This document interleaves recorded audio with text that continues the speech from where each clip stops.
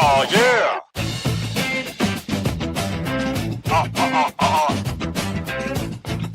Politics, more like PoliTicks with your PoliTicks. Oh, yeah. PoliTicks with your PoliTicks.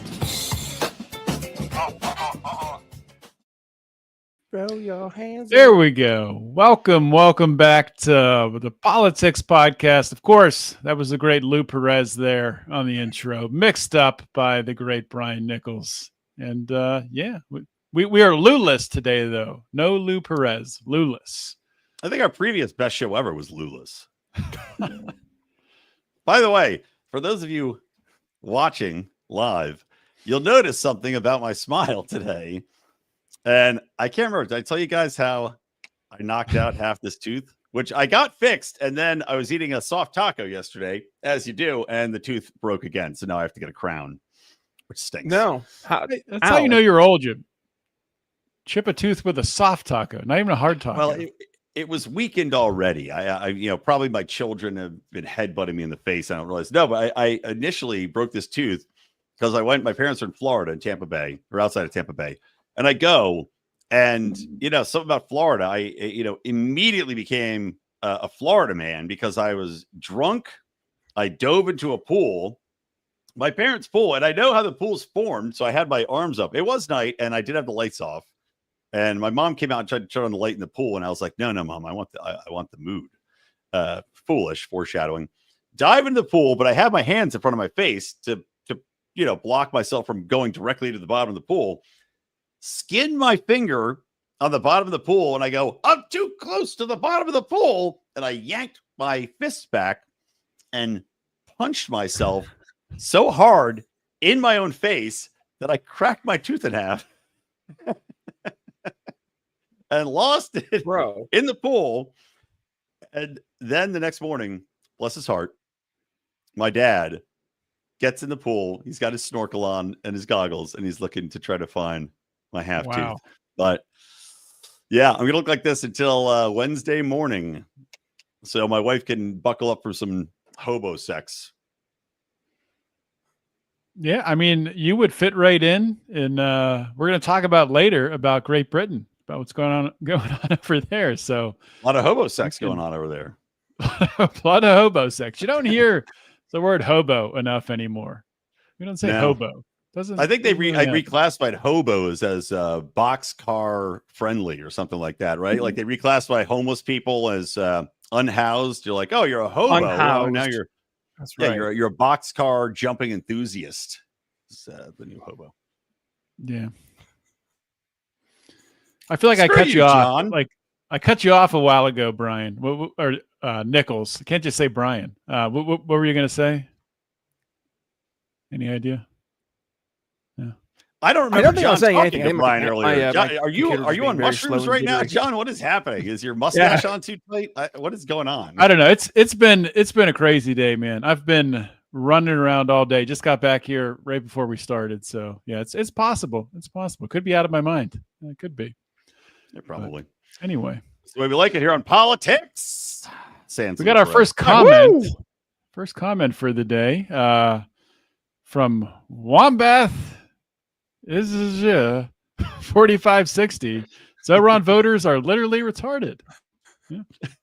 Well, it's possible. Well, I'm sure some are. Some probably are actually retarded. And there's nothing I'm wrong sure with they bust them in. Yeah, I'm sure they bust them in just like, where they do the vote harvesting from old folks' homes. I'm sure there's a good amount of people that are actually taking part in the Special Olympics that are voting in every single election and have no idea what's going on.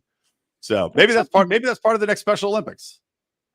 No one ever talks about that. Should retarded people be allowed to vote? I say yes. Yeah, why not? Dude, one of my most controversial takes is I've always been in favor of like some type of test. Like you should at the very least understand how our government works before you vote for who's going to be running it, right? Like at the bare minimum.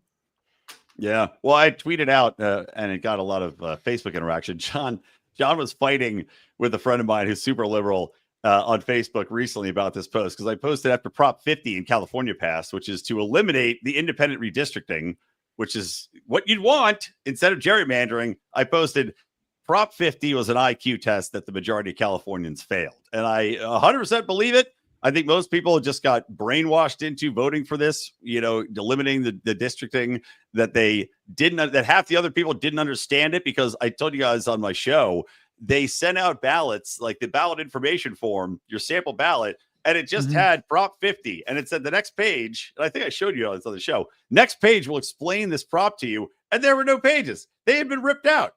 Literally ripped out. You can see it was like the little dotted lines, like the old school printer paper with the dotted lines on the sides, ripped out of the ballot. So most people had no idea what they were doing. They probably just went in and voted whatever. It's one of those clear, easily manipulated people voting the dumbest possible way, and that's Mamdani style. The same thing. Like the people that voted for Mamdani do not understand fundamentally that everything that they think they want, like a more affordable cost of living. Oh, we lost Nichols. A more affordable cost of living, lower rents, lower housing prices, lower food prices, you name it, you got it. Everything he is pitching will make it worse if they actually get to enact that. Because if you have your rent freezing, all rent freezes are going to do is cause the available apartments to dry up, right? People squat in rent covered, controlled houses. Landlords don't want to rent them. You don't want to build new buildings because now you have to cap your rent. So what's the incentive to build? And then you think of the regulations at the top of it, the cost of building. It makes it so your housing supply is so far limited. And these idiots are like, yeah, freeze the rent. It's like, you don't get it. You're going to cause a shortage, just like every time the government takes over everything, just like the stores he's promising. Government-controlled stores, what's going to happen, you're going to have all these people come in. There's going to be below market costs. They're going to buy all the stocks up. The shelves will be empty. And now the manufacturers are not going to sell you their food at below cost. So now you have empty shelves. And guess what? Now the cost of all the other stuff in the other supermarkets is more expensive because now you have a shortage of supply because all of that crap has gone the way of the wayside. And now you're forced to go to the higher prices in the higher price marketplaces. It's just, these people have no concept of cause and effect. They have no historical contextual, input into their minds. Clearly the teachers unions, which, by the way, the United Federation of Teachers, I think it's called, supported Mamdani, gave him a ton of money, gave him their endorsement, and they're not teaching people, what happened with Mao. They're not teaching what happens with communists and socialism, and they're not teaching about current day Venezuela.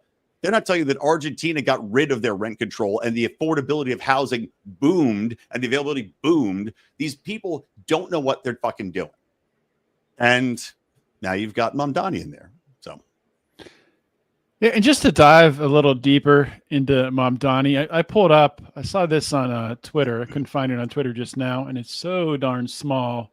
But it's the breakdown by age of the Mamdani voter. Yeah, this is concerning. Yeah. So here I zoomed in some, but still, there we go. Because we always traditionally think Gen Z is getting more conservative based on the vibes.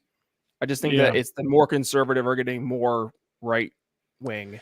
Well, this is also, don't forget, this is also New York City. So, their parents are dead. Now, you'd think they'd rebel against their parents, but this is New York City. They're the most liberal of liberal places that you could grow up in.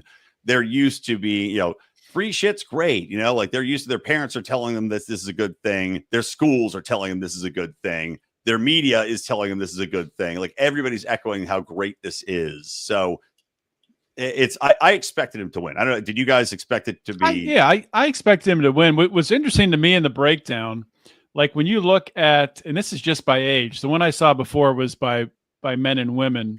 Obviously, that's even worse. Obviously, women from 18 to 24 were the worst. But it was interesting when you got up to over 50. It was less Mamdani and more Cuomo and the other guy who wears a funny hat. Why is that? Why are women going so far to the left, especially the younger women? I have a theory. So 18 to 24, it's because they're stupid and they're indoctrinated in college. And that's partially what it is once you get from the next age group, 25 to 29 and 30 to 39. But I think why, more women aren't flipping as they get older, like a lot of men do, is because women, it's ingrained in them. They got to take care of people. And especially in a place like New York City and these large cities, a lot of these young women are not getting married for a lot of reasons. It's cultural. It's the past 10 years of Me Too, where men have been dragged through the mud and attacked. And men are afraid to approach women now, which we've talked about on this show and other shows. But women inherently have an instinct in them. It's built into their DNA that they are to care for people. And that's to care for their family, for their husbands, to raise children. And when they can't do that, well, we got to care for the masses. We got to care for all of these people. We need to vote compassionately.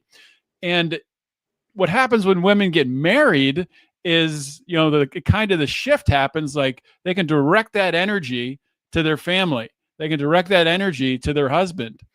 And I think their eyes might open up and see, okay, well, I can kind of see my purpose here. Not that women shouldn't work. I'm not saying that, but a part of their energy is directed to taking care of the husband and their family.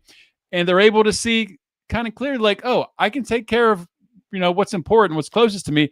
I don't need to exert this, innate thing in my DNA on the rest of the world, because I'm not fulfilling my purpose with my family. Yeah, I mean, I think that makes a lot of sense. That it's, well, they call it suicidal empathy in the ways that people accept, various, cultures that do not jive with their culture, right? Yeah, like what's happening in Europe, suicidal empathy, they're calling it, where you excuse all the worst behaviors. And because these poor people, we have to understand these poor people. Yeah, man, I think that makes a lot of sense. And you do see a lot of women, once they do get married, go the other way.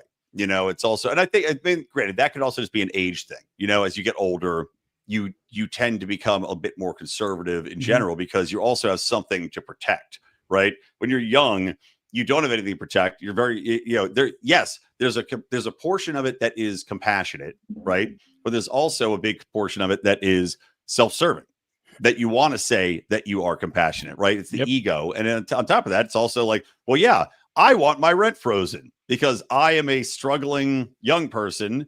And look, there are a lot of factors that it's understandable why this could hit home, right? The unaffordability in the United States is just oppressive. And young people, especially, they're coming out with garbage degrees, and whatever social sciences trash that they've been taught. That garbage degrees would be more useful. If it was like degrees on how to collect garbage, that would be more helpful. Waste management. To reiterate, we have a good number of live viewers. I accidentally knocked half my tooth off, so don't be upset if you're just joining the live stream. But yeah, man, I think it's that combination.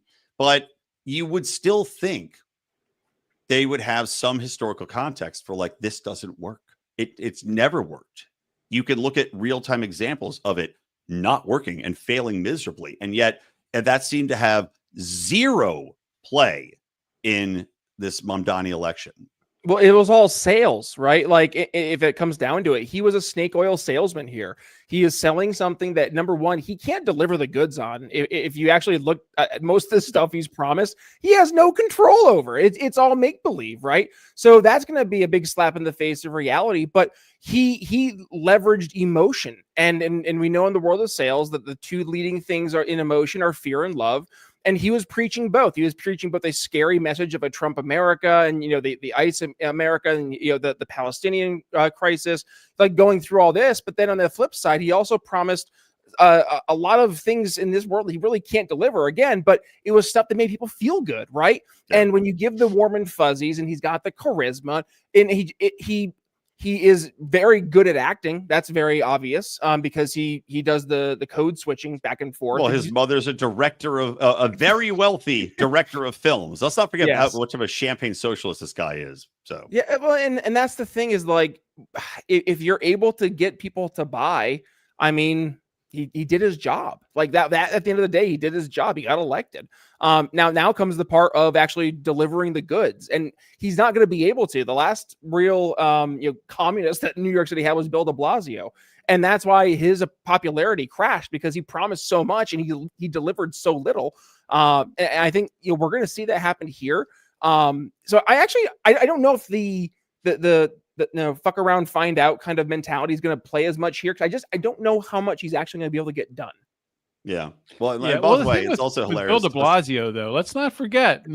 He did something. He got people cheeseburgers and fries with their COVID shots. Oh, they're going to say didn't he kill the groundhog too? Did he? Killed the groundhog? What? Yeah, like remember? taking, for Phil? Groundhog Day, he was holding the groundhog up and he like dropped it and it killed the groundhog. Oh, that's like the fake groundhog. That's not the actual Punxsutawney Phil in Pennsylvania. It was a midget in a groundhog costume that he murdered. It's the fake one, but it's not the real ground. No one cares about the New York groundhog. No, I mean, yeah, come on. the sub we groundhog. shoot them on the regular up there. The understudy, Punxsutawney Phil's understudy. Well, also, it's so funny. He also put out a video immediately after winning where he was like, all right, guys, remember, I'm going to give you all this stuff. Well, we're in a period of transition now before I can get this done. So I'm going to need you to give me a bunch of money so I can start doing these things. Did you see that video? Yeah. Unbelievable. I mean, unbelievable. Immediate heel turn, immediate going back on it, immediate begging because he has, as you said, no power. Everything he's trying to do is either illegal flat out. It is he had to take state legislature votes. It would take the votes from city members. He'd have to, override the MTA, which he doesn't have the authority to do. It's incredible. It's incredible.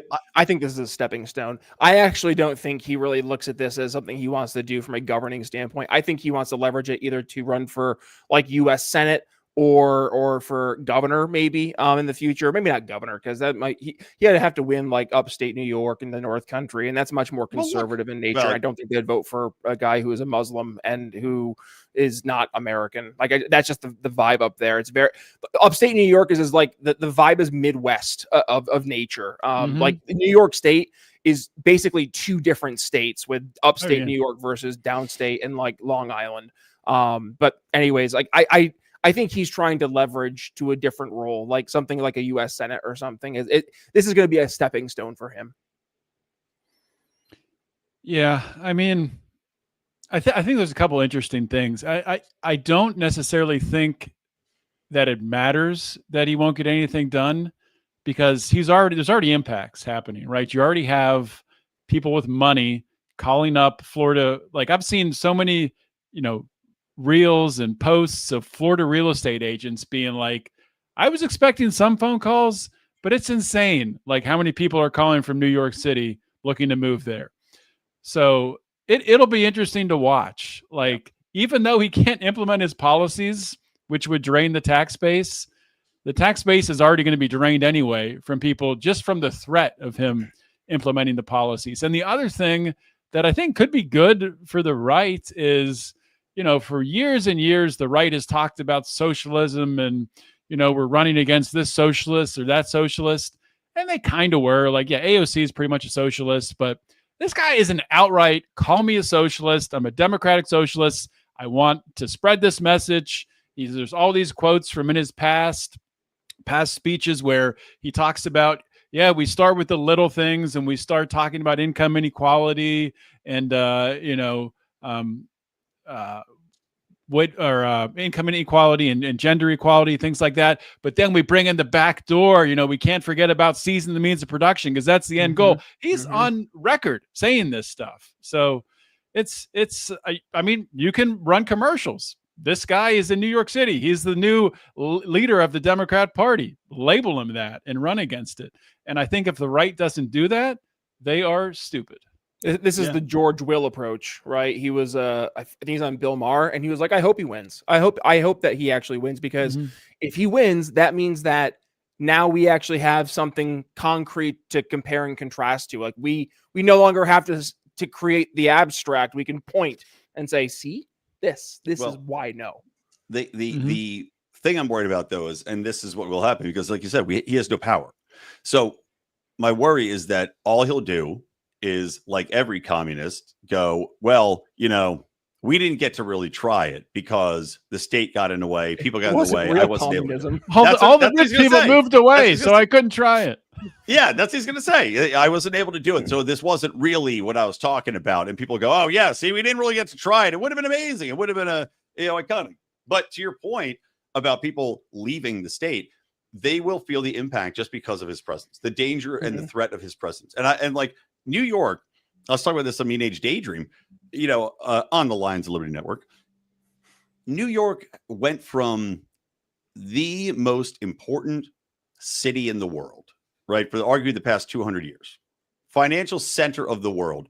Now, I don't know if it's going to survive that. If the flight that may happen here to somewhere like Florida, making Miami the new capital of finance is very real. And if that happens, New York's done. New York's now Chicago. New York's Detroit. And the people that are going to be left there, I feel bad for them because it's going to take 30 years to right that ship. No matter what you do, you're not going to get those people back overnight. It's not like New York's good because it's on the port side, but still, so is Florida. Like you've got everything there you need. It's like we're not in a world anymore where you have to be in physical presence. Everything's done virtually, electronically. So good luck getting those people back. And that boosts so much of New York. The real estate prices, in New York are boosted by all these people making a ton of money in finance and, this center, Wall Street being there. Good luck resuscitating that if it goes. And that's what these people, it's cutting off your nose to spite your face. And these people hate the rich, which again is ironic because Mamdani is everything they hate is Mamdani. This guy went to Uganda and had a wedding that cost like $400,000 US. And they're like, yeah, screw the rich. Like he's the rich. He's the guy. Like, what are you talking about? Well, and one thing I'm curious, like, if you look at where things are right now in New York, right? Like, let's consider who's moving, right? It's going to be probably more Republicans than not. I mean, I think that's a fair assumption. Mm-hmm. So as that happens, what's inherently going to happen is the voting base is going to start to skew more left. It will be Democrat by nature, but it will skew more left. So now it'd be less of a Republican Party or a conservative mindset versus a Democrat, more liberal mindset to a more liberal Democrat mindset versus quite literally communist and socialist mindsets in the own Democratic Party. And I think to your point, Bri, there's not going to be any incentive for anyone of centrist, moderate, right-wing persuasions to move back to the state. Why would you? Why would I move to a state that's going to tax me to death? That's going to make it almost impossible for me to run my business or to start a company to make it so I can't really decide what's happening in my own life because not only do I have to pay taxes everywhere and you're controlling all aspects of life in that regards, but also like the schooling system in New York is insanely expensive. And it's left wing. It's gotten much more left wing. It was already, left of center when I was in school back in the 90s and 2000s. And to look where it is today, I mean, it is indoctrination at this point. And it's a lot of who's teaching. It's not always just the curriculum, but it's who's teaching the curriculum to the students. And that's going to be more and more left wing as that voting base changes, as you get only more and more left wing folks living in New York, whether that's Democrat center or left wing communist socialist. Like that's who's going to be teaching the next generation. It's only going to breed that mindset in that state going forward, which is really sad, right? Like I moved out of New York because self-interest. Like no, it is way too expensive, and also negative 40-degree winters up in northern New York. Yeah, no, thank you. Yeah, lake effect snow, terrible. Sucks. Yeah. Well, so let's a lot of people talk about Dominic. Unless anybody has anything real pertinent to add, I'd say let's move on because we have a couple of things to talk about on the show. Yeah, we do have a limited time here. So up next, Sydney Sweeney. I thought I said her name wrong for a minute. Sydney Sweeney. Sweeney. Back in the news. We're not going to talk about the see-through dress. We're not going to talk about that. We're not going to talk about it. But now that we've talked about it, we can now tag this show as talking about her see-through dress. We're going to be talking about a recent interview SEO that she did. SEO through her dress. Oh, that's good. With probably the most liberal-looking caricature of a woman I've ever seen in my life. So I'll just play this, and then we'll break it down here. This is great. Of the content, which was basically that maybe specifically in this political climate, like white people shouldn't joke about genetic superiority. Like that was kind of like the criticism, broadly speaking. And since you are talking about this, I just wanted to give you an opportunity to talk about that specifically. I think that when I have an issue that I want to speak about, people will hear. The criticism. Of course, this was shared by the great Brian Nichols on his very own Instagram page. If you want to follow him, it's B Nichols Liberty. Yep, there it is. Give him a follow. But like, I mean, that this is the new Anakin and Padme meme, right? Or the new the Jennifer, was it Jennifer Lawrence and then the cat, right? Remember that meme? I remember Keyboard Cat. No, not Keyboard With Cat. the cat, the pointing back. cat. No, it's the cat eating the salad. Oh yeah. Yes. Okay, yeah. This is the new version of that for 2025, and just that stare. It just, you could feel the piercing. Just how, like, you want to do this? Let's do this. And like, just and that left wing journalist, like the condescending, giving her the opportunity to apologize. Like, how? Come on. Like she has anything. Like she has anything to apologize for. She's nothing to apologize for. Yeah.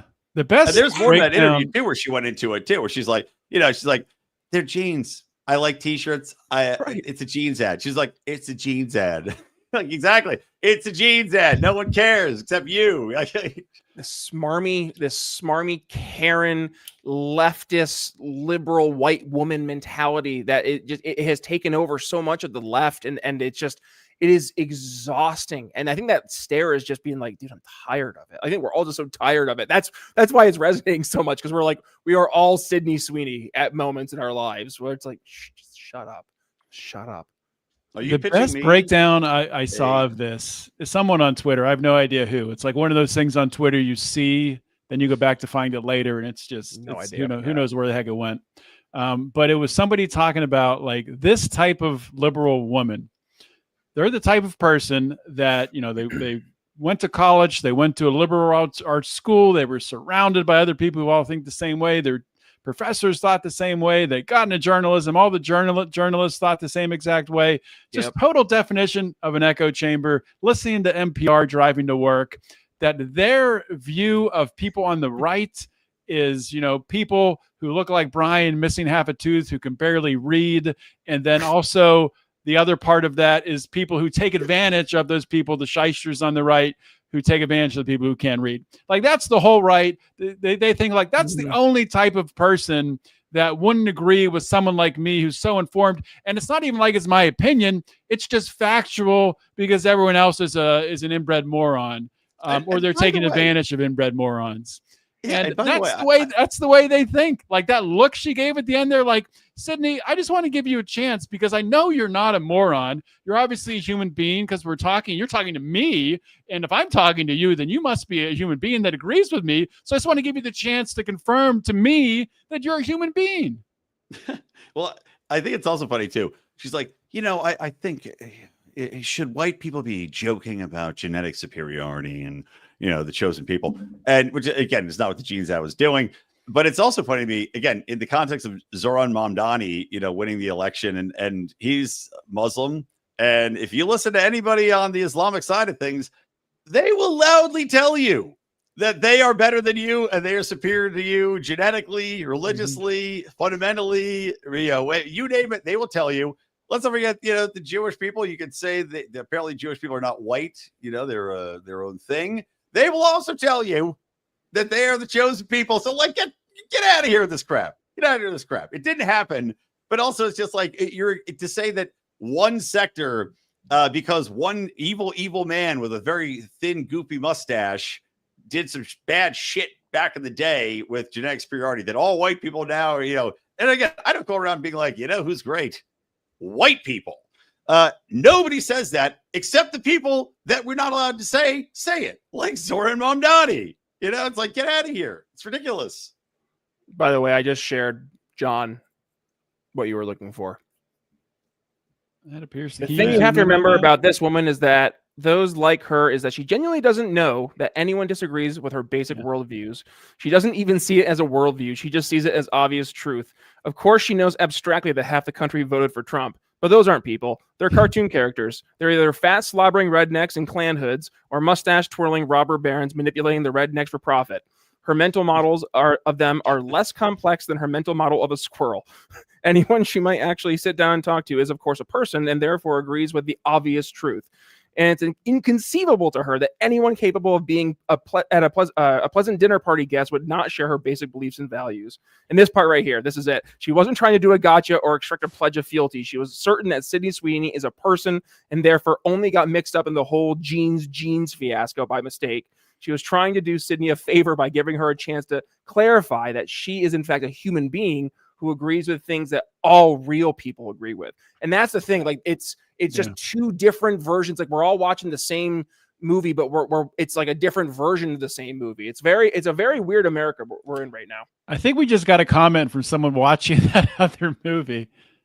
So this is Lauren R4. I don't know what that name is. Anyway, she says longest shutdown in U.S. history. Over 150,000 layoffs were announced in October, a 22-year high.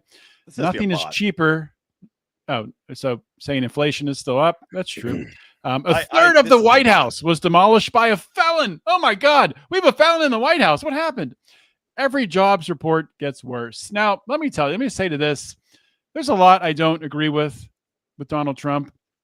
I don't care at all if he demolishes a part of the White House, builds a ballroom that's funded by corporations. I could not care less about that. About the layoffs, yes, the economy sucks.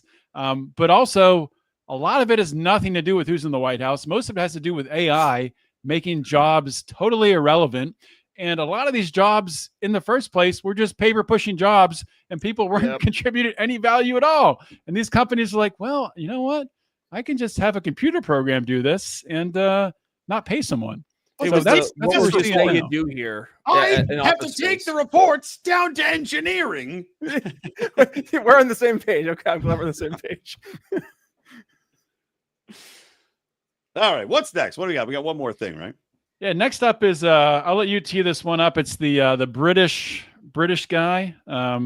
Yeah, I look like a Brit right now. With my I said, does it hurt when you talk, Bri? No, that's a shocking thing. As big as this chip is, and it's like full half my tooth broke off, doesn't hurt at all. Dude, and it's not a dead tooth. It's live. It's a you must have hit yourself so hard. I did. I mean, it was. I cut my knuckle. There's a scar on my knuckle from where I cut my own tooth. Oof. Because like you know, it's like that immediate reaction of jerking back, like and I just pow right in my face. I tell you what, coming out of the pool, dazed and confused, I was like, what just happened? And I'm missing a tooth. It's like, what a Florida man moment. I did have sex with an alligator the next day too. I merged into my environment. So this right next clip, this is exactly, I mean, like, you know, this guy's old. He fought in World War II, but he is saying exactly what every person should be thinking in the UK, throughout Europe, throughout Western culture, throughout America, which is, I'll let him say it because I don't want to spoil it, but what he is saying is so on point. And I want people to remember that the UK is fractions of time ahead of the United States as far as authoritarianism and the removal of freedoms. What does Remembrance Sunday mean for you? What is your message? My message is I can see in my mind's eye those rows and rows of white stones of all the hundreds of my friends and everybody else that gave their lives for what? The country of today. No, I'm sorry. The sacrifice wasn't worth the result that it is now. Oh, well, I'm sorry. What do you mean by that, though? What we fought for, and what we fought for was our freedom. We find that even now it's darn sight worse than what it was when I fought for it. Oh, Alec, I'm sorry you feel like that, because I want you to know that all the generations that have come since, including me and my children, are so grateful for your bravery and all that for service personnel. And it's our job now, isn't it, to make it the country that you fought for. You absolutely fought that for. is it. And we will do. We And want to. I'm so wonderful to know there are people like you that can spread the word around. We will do. Younger generation. And I guarantee that everybody watching at home Guaranteed. will be wanting Guarantees you it. to send lots of love. We've got another little bit special thing for you, Alec. We've No, got that's the good, that's good, D-Day that's good. darlings here. That's enough. The D-Day darlings are there. Alex like, also in my day, the D-Day darlings were fit. They weren't plus size. But see, and what she just did though, she is taking that old man and what she said, like, well, there's people like us who will make it better. I just feel that she is the type of person who'd be like, we're fighting modern fascists, right? Mm-hmm. And that and would say that she's doing that as he would have done. And like that's the part that he's trying to express, that she's just like completely ignoring. I didn't think she was being very open and like hearing of what he was saying. She was trying to push her point, but whatever. Yeah, no, exactly. I got goosebumps listening to that man talk there. Honestly, because he's speaking from the heart, and what he's saying is so on point that the UK factually has less freedoms now than when he was fighting for that country, and that is sickening. Wow, sickening to think about. Yeah, I mean, you think about all of the veterans who have come back, from Iraq, Afghanistan, and they've become anti-war. A lot of them ended up joining the Libertarian Party, especially back with Ron Paul. That was a large segment of Ron Paul's support. And you got to think, like, as more and more of liberty of our personal liberties are eroded away, that's just going to make these veterans more and more pissed off. Like, what did I do? Like, what were we even doing? Like, so I'm sure this guy probably woke some more people up. Like, well, if this old man at 100 is finally getting it, and that was like Good Morning Britain. That's a big show. That's not like a GB News, which is like catered to conservatives. That's like the mainstream #1 show in the UK. I never heard of it, but I got you. Yeah, no, it's sad though. I wonder, how many of our veterans feel that way, like, or starting to feel that way here, because like I'm not saying we're there, but there's certain areas in the country that are getting that way. And I wonder if they look at what's happening in Dearborn, Michigan, or Minneapolis, or happening in New York City, or California. California also there's a prop. I don't think it's been signed yet, but it was essentially to input like California's own version of censorship, UK style censorship in the state. I mean, it's happening, right? Like, so I guess then that's the question is like, at what point, like what do we do? Like, what is there is an option to do? Like, I'm at a loss for words when you see it. So how, like, there has just been this complete, like, whistling past the graveyard by so many folks. Like, it's just not a big deal. Like, what do you do? How do you wake people up to say, like, no, this is a big deal? Like, do you need more folks like that old 100-year-old man to speak out? Like, what is it? Well, I think, like we kind of talked about before with Mom Donnie, and also what's happening in California. Unfortunately, Brian, you have to live there for this, but I think when you see things like that, and even in red states where they're doing their redistricting and trying to get more delegates, it's the last gasps of a system of government that doesn't work anymore. Yeah. And it's out in the open. We have social media, the reporting today, something happens, everybody sees it. They can't hide it anymore. They can't hide behind Walter Cronkite, who, was put on TV because he sounded honest and looked honest. Doesn't mean he was honest. Same with Dan Rather, as we're seeing clearly now with Dan Rather. The guy never was honest. He just was able to read a script. But things have changed so much. And I'm sure so many people who are in their 60s and 70s, and they're now kind of waking up to, like, I don't know how you couldn't be waking up to look back on, wow, with everything we know now of all these conspiracy theories that JFK, and we're seeing that the wool was just pulled over our eyes. Like, what else did they lie about? So it's kind of interesting. Like we grew up in an interesting time where we remember those old days of the Dan Rathers and, your parents turning on CBS Evening News, and you got the official line of questioning, and you had a guy over in Iraq who was, talking about, well, we've dropped bombs on these certain things, and we've, exterminated the threat, and democracy is going to. But now you fast forward to today, and we've lived through this and built podcasts, talking about it. Now we are the news. So it's just such a fascinating time to see that change. And I really do wonder, obviously someone who's 100 is not as tuned in as someone who's in their 60s and is closer to it and kind of can look back and be like, wow, I was really fooled. This is crazy. That old man is more with it than the vast majority of young people, apparently. Mm-hmm. Yeah. Well, and then on the flip side, though, a lot of young men. I mean, what does Phil Labonte call them? The Zoomerwaffen, right? Like there's a reason why Nick Fuentes has such support of young white men.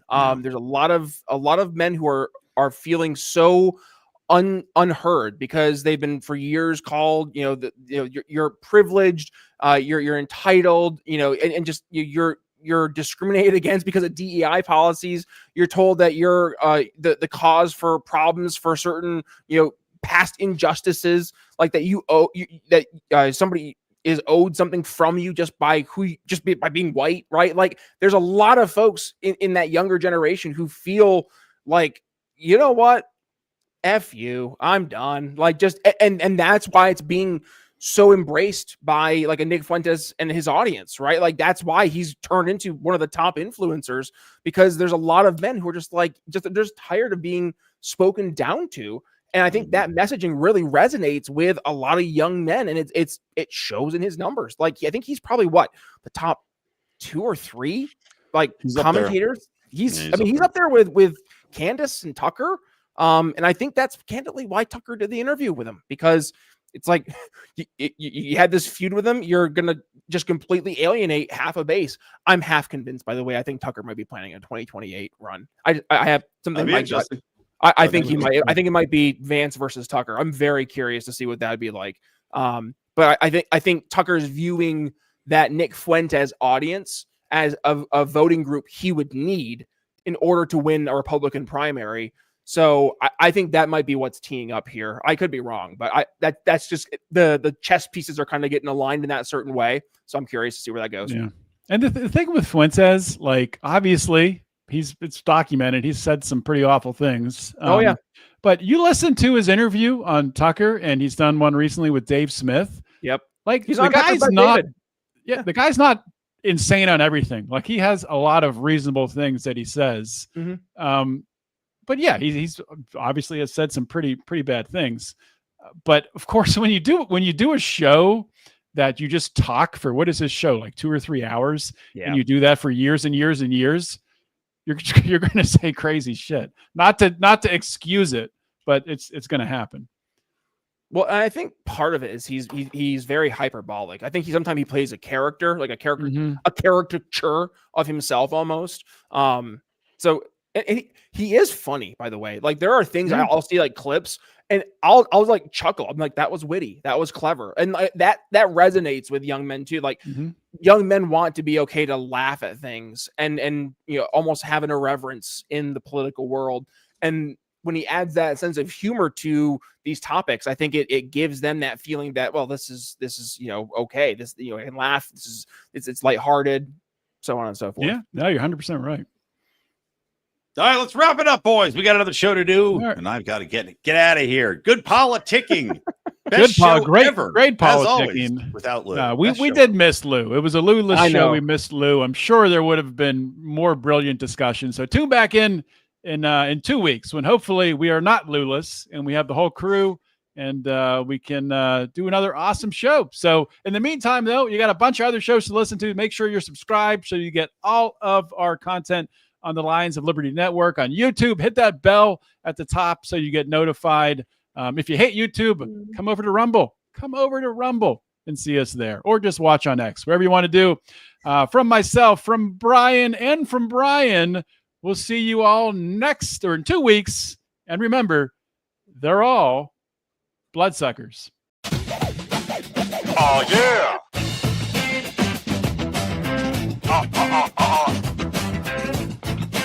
Politics, more like PoliTicks with your PoliTicks. Oh, yeah. Politics with your PoliTicks.